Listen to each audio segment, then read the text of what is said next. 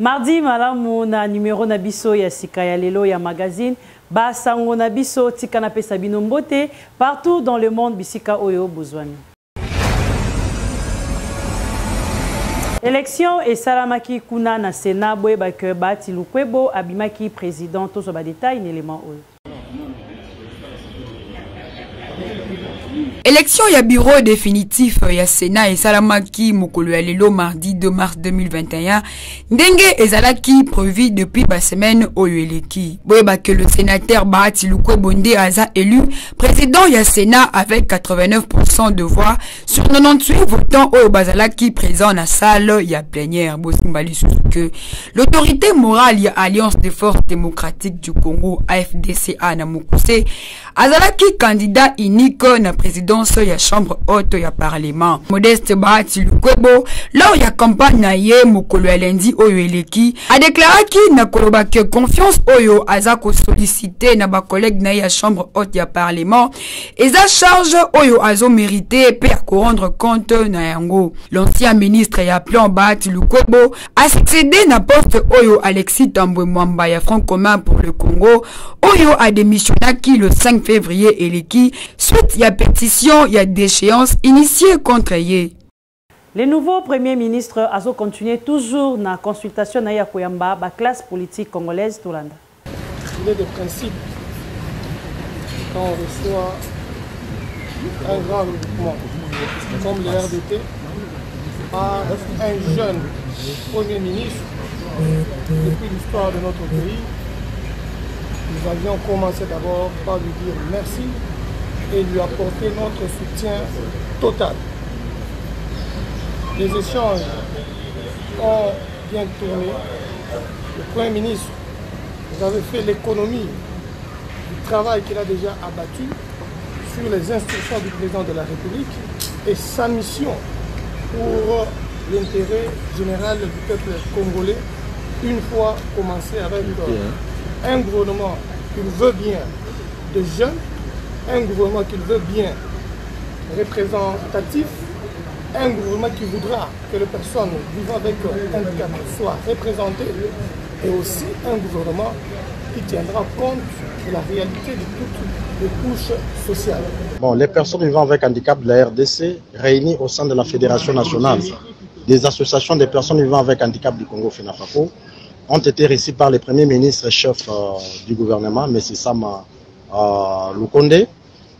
Nous sommes venus d'abord premièrement présenter les félicitations au président de la République pour sa nomination comme Premier ministre et chef du gouvernement. Et deuxièmement, nous avons échangé avec le Premier ministre sur la situation réelle des personnes vivant avec handicap en République démocratique du Congo. Et aussi, nous sommes venus demander au Premier ministre de pouvoir garder les ministères en charge des questions des personnes vivant avec handicap au sein de son gouvernement. Nouveau Premier ministre, j'ai parlé avec le Premier ministre. Je lui ai dit notre intention de faire partie de ce gouvernement, moi et mon parti. Parce que la dictature qui a gangréné ce pays, qui a combattu la liberté de penser d'opinion pendant 19 ans, a été combattue par l'UDPS et par mon parti. Maintenant, que cette dictature est en train de chanceler,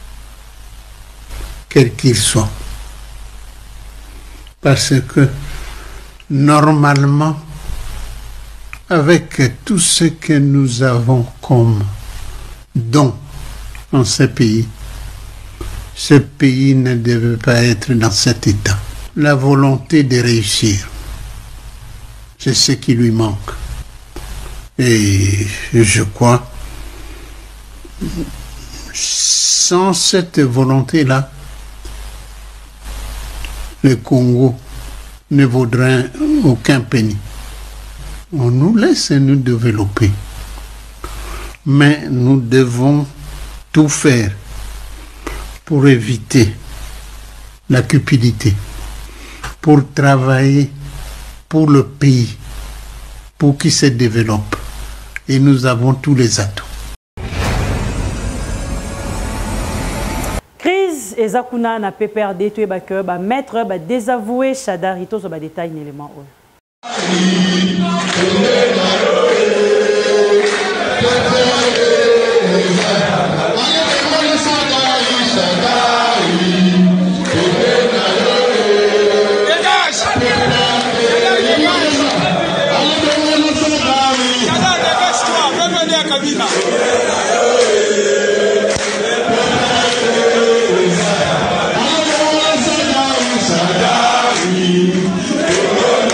Toti kalakara kuna na PPRD to ebake ba maître mususu ba boyi décision wana bango balobi kaka Chadari na bango. Viva viva viva viva viva viva viva Joseph Kabila président national Emmanuel Azali Pea Kozala Bisope Tozali Pea Kozala et le monaye Nanzambe. Ok, merci beaucoup. Maître Tamotina, le plus ancien de tous les communaux. Il a parti en 2004. Donc, il a parti en 2004. Si les autres respectent la hiérarchie à partir. Le moment où il va mettre au bazar, il va parti. Donc, on respecte Moutounio, so Kabila, pour la bise à diriger parti. Ce qui t'a quoi comme film au colonna, et c'est comme au Kalibanda. Makamwana, on a au Kango Libanda. Donc, respecte parti. Sans un parti, il y a aussi la réunion de siège à PPRD. Biso Toyebi Kabila, na mutachela biso SP Emmanuel Ramazani, Chadari, Kusirku. Yo mutozo luka makambu. Et charge koya au Kwasime. Merci beaucoup, Maître Tamotina.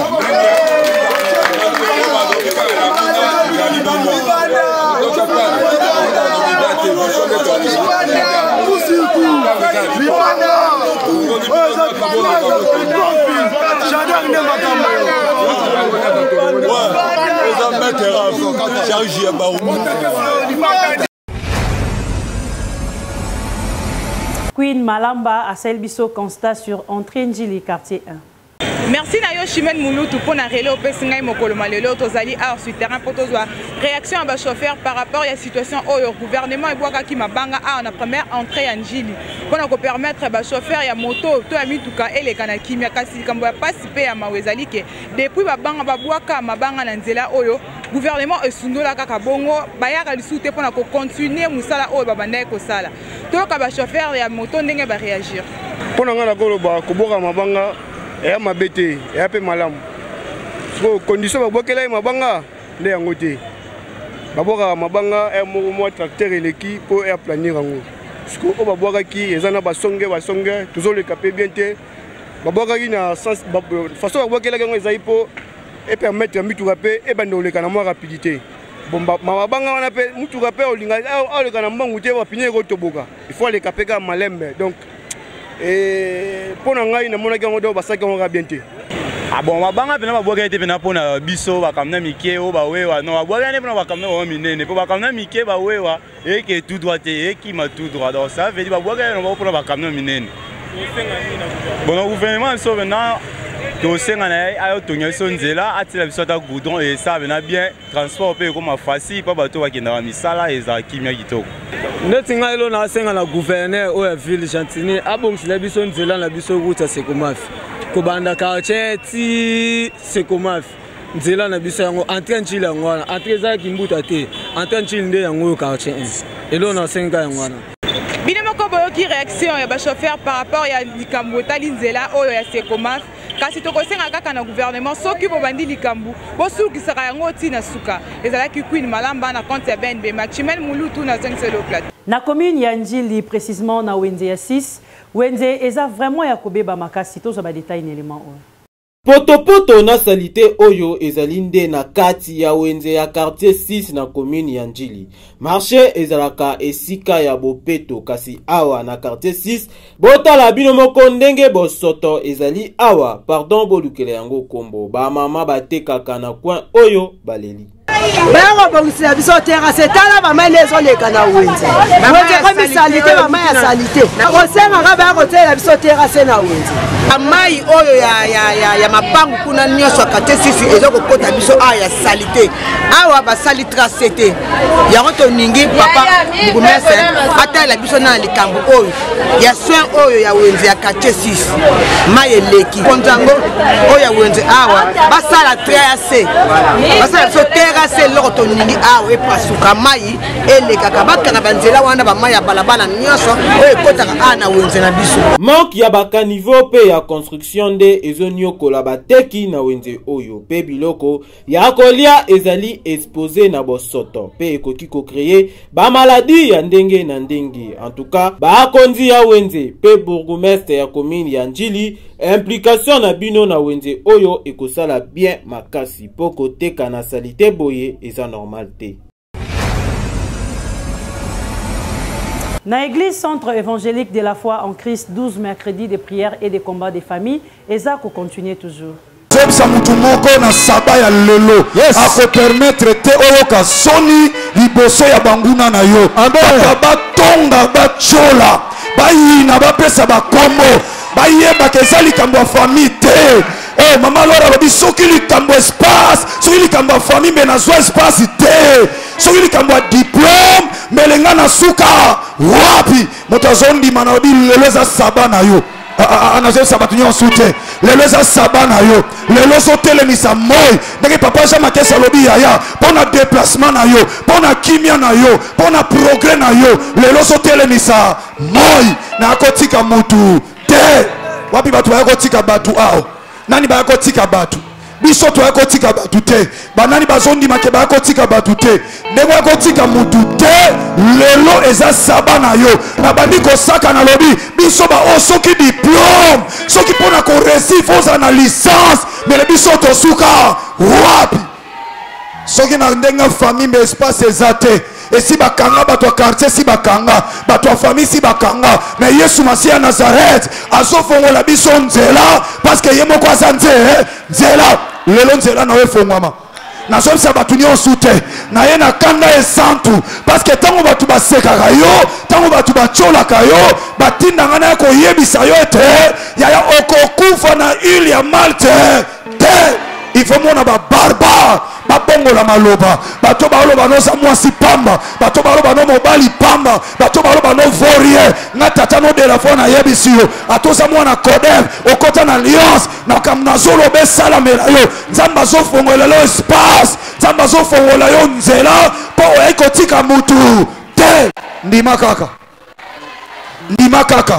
lelo za makama kondima ndenge zo sala ngona kondima wana ndenge zo koksamela yo na lobi oya kotika mutu te ndenge bango batombwama ndenge yo pe ozo tombwama nazo yebisa yo kaka yo nde nazo yebisa ndenge bango bakoma ndenge yo pe ozo koma na na posa makambo maladi oyo te ata maladi eza bavole ezali yo okokende yo okokoma yo okopenga babarbare bakobongola maloba yo okosomba yo okotambola nango babarbare bakobongola maloba bakotandela liputa kaliputa babande obeta boy abonga totala ye yango na meme pan bakobakisela yango bakri de joie batandeli yo babakisi bakri de joie moto azondima tike pesamela yo tike salamela yo koletsama na kondima na yo nalobi soki na famille na bino batombwama yaya nzambe ya kotombola na dimension mosusu wapi motu nazoyebisa makambo ya ndima ngo motu nazoyebisa makambo ya ndima ngo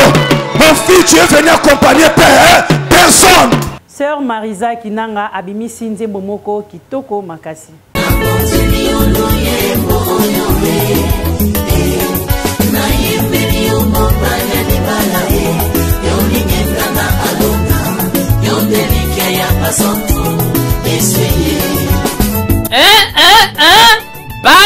Nzambe boyokela ngai eloko oyo. Sœur Marissa Kinanga, chantre de l'Éternel, amemeli biso nzembo kitoko na titre oyo asaleli ngai. Oyo Yesu Masiya asalela ngai. Loyembo kitoko boye mingi ya koloba te. Bino moko boyoka eloko oyo. Yembeli oni bangana Dawidi ye.